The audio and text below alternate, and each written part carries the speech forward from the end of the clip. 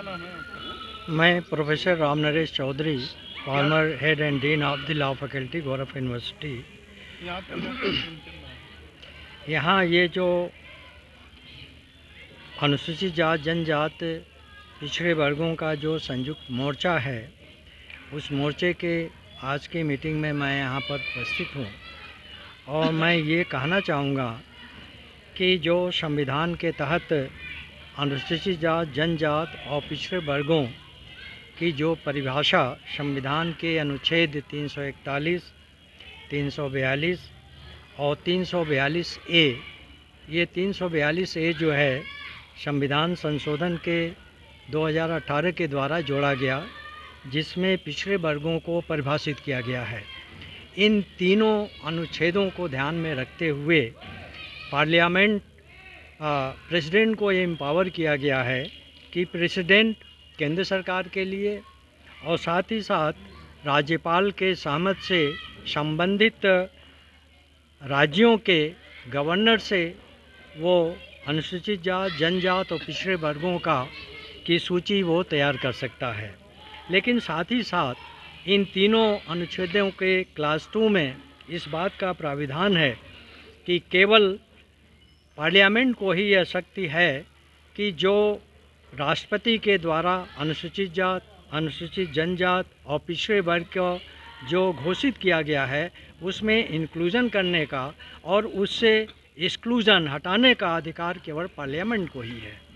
और इसके तहत जो उत्तर प्रदेश सरकार ने 17 जातियों को जो है अनुसूचित जात में सम्मिलित करने का जो यहाँ पर कार्य किया था, उसको आदरणीय ऑनरेबल हाई कोर्ट ने जो है उसको निरस्त कर दिया और उसमें यह सिद्धांत प्रतिपादित किया कि केवल पार्लियामेंट को ही ऐसा करने का अधिकार है।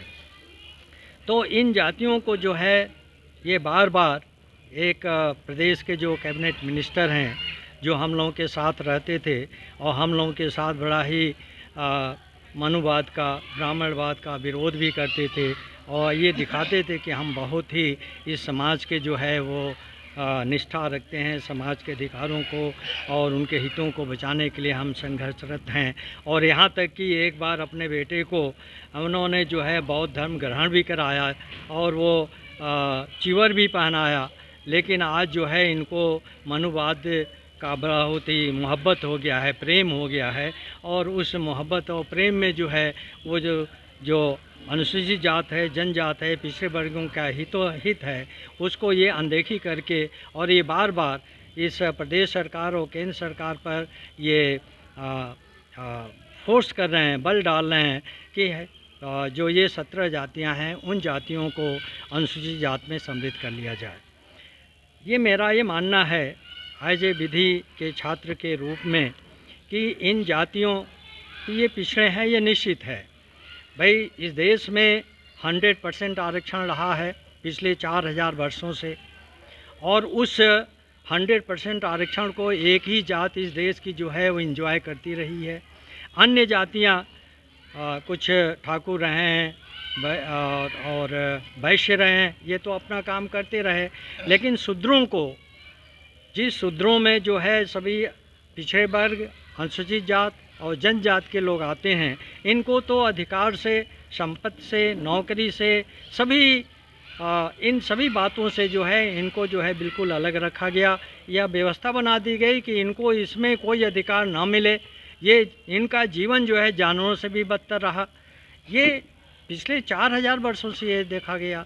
ये जो बाबा साहब ने संविधान दिया, इस संविधान से कुछ इन वर्गों को जो है अधिकार मिला, पढ़ने का अधिकार मिला, लिखने का अधिकार मिला, काम करने का अधिकार मिला, रोजी रोटी का अधिकार मिला, नौकरी का अधिकार मिला, संपत्ति रखने का अधिकार मिला। तो अब ये जो मनुवादी व्यवस्था है वो ये देख रही है कि जो कल लोग हमारे पैरों के नीचे बैठते थे, ज़मीन पर बैठते थे, आज वो संविधान और बाबा साहब की वजह से जो है आज कुर्सियों पर बैठ रहे हैं, आज हमारे ऊपर बैठ रहे हैं। ये इनको, इनके पेट का पानी जो है खोलने लगा है, उबलने लगा है और ये उस पुरानी व्यवस्था को यहाँ पर लाना चाहते हैं। और उसी का एक यह भी है कि कुछ जातियों को जो है अनावश्यक रूप से जो है शेड्यूल कास्ट में जोड़ दिया जाए। यह भी साजिश चल रही है। जैसे मैंने अभी बताया, अभी 2021 में लेटेस्ट संविधान संशोधन हुआ है, जिसको हम 105वां संविधान संशोधन कहते हैं। उस संशोधन के द्वारा जो है पिछड़े वर्गों को राज्य में परिभाषित करने का, निकालने का और उसमें सम्मिलित करने का अधिकार अब राज्यों को दे दिया गया है। और इस प्रकार की साजिश मुझे ये जानकारी में आई है कि अब अनुसूचित जात और जनजात के संबंध में किया जाएगा और राज्यों को ये अधिकार दिया जाएगा कि राज्य जो है अपने प्रदेश में, अपने राज्य में जो है अनुसूचित जातियों को सम्मिलित कर सकते हैं और निकाल सकते हैं। ये बहुत बड़ी संभावना है और इस संभावना के तहत अगर कोई काम किया जाएगा तो ये संविधान का जो मूल ढांचा है उसके विरुद्ध में होगा और हम लोग इसका संघर्ष करेंगे। और इसी संघर्ष के वजह से आज यहाँ पर यह बैठक बुलाई गई है। इस संबंध में एक बात और कहना चाहेंगे कि जो अभी उत्तर प्रदेश में जो नगर निकाय का चुनाव हो रहा था, उस चुनाव में ये जो पिछड़े वर्गों का जो आरक्षण था वो प्रश्नगत था।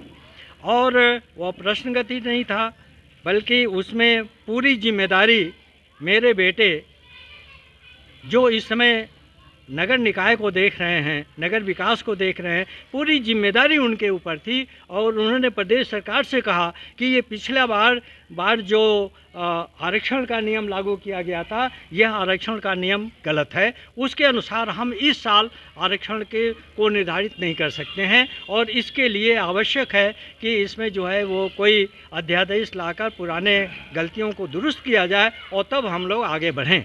लेकिन सरकार नहीं मानी और सरकार नहीं मानी, उनके अनुसार उन्होंने वो दिया और उस पर जो है हाई कोर्ट ने कह दिया कि नहीं ये चुनाव होगा, ये होगा। और उस पर जब सुप्रीम कोर्ट लोग गए, सुप्रीम कोर्ट ने कह दिया कि नहीं, जब तक कि तीन बातों का, 3 सिद्धांतों का पालन नहीं किया जाता है तब तक जो है कोई भी चुनाव, नगरीय चुनाव नहीं होगा। और उस अनुक्रम में जो है आज प्रदेश में जो है कार्रवाई की जा रही है। तो ये जो आरक्षण का प्रश्न है, ये आरक्षण का प्रश्न अभी मैं अभी सोशल मीडिया पर देख रहा था और हमारे असिस्टेंट प्रोफेसर लक्ष्मण यादव का ये कथन है, उन्होंने अपना डाटा प्रस्तुत किया है कि देश में जो IIT हैं, IIM हैं, जो मेडिकल इंस्टीट्यूट हैं, जो विश्वविद्यालय हैं, उसमें आधे से अधिक प्रोफेसर, चाहे वो प्रोफेसर का हो, एसोसिएट प्रोफेसर का है, चाहे असिस्टेंट प्रोफेसर का है, आधे से अधिक जगहें जो है खाली पड़ी हैं, अब तक नहीं भरा गया है। क्या कारण है? सरकार क्या सोचती है इस संबंध में? हमारे नौजुवक MA कर रहे हैं, PhD कर रहे हैं, डॉक्टरेट कर रहे हैं और उनको नौकरी नहीं दी जा रही है। और विश्वविद्यालय में इतनी जगहें खाली हैं, IIT में, IIM में, मेडिकल में, ये सभी जगहें खाली हैं। रिजर्वेशन की तो बातें मत करिए, रिजर्वेशन तो 2% अभी पूरा हो पा रहा है। ये क्या कर रही है सरकार?